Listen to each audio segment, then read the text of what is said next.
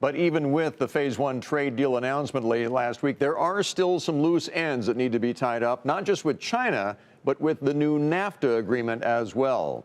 Kayla Tausche reports tonight from Washington, where officials are trying to avoid things from getting lost in translation. So the deal will be finalized over the next couple of weeks. President Trump highlighting the home stretch of trade talks with China just days after announcing a first phase of a deal, awaiting T's crossed and I's dotted after 2 years of talks. Translation is very important. I said make sure you have the right translators because you can lose a lot with bad translation.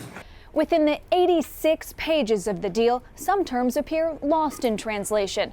Beijing and Washington offering differing accounts on how much China will buy from U.S. farmers and when 3 previous rounds of tariffs will go away.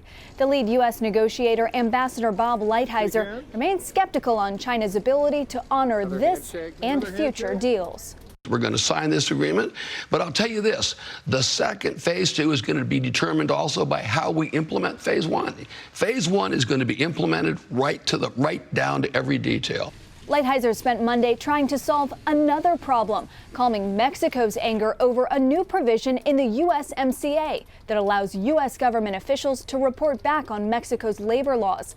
Mexico's chief negotiator back in Washington to make sure these so-called attachés wouldn't be as heavy-handed as Democrats made them sound. These personnel will not be labor inspectors, and it's not the kind of inspector that has been discussed for the whole year. A statement from the U.S. Trade Representative said labor inspectors are just like existing agency officials stationed in other countries, clearing the air for a House vote on the deal Thursday, while the China deal appears on track for a signing in January. For Nightly Business Report, I'm Kayla Tausche in Washington.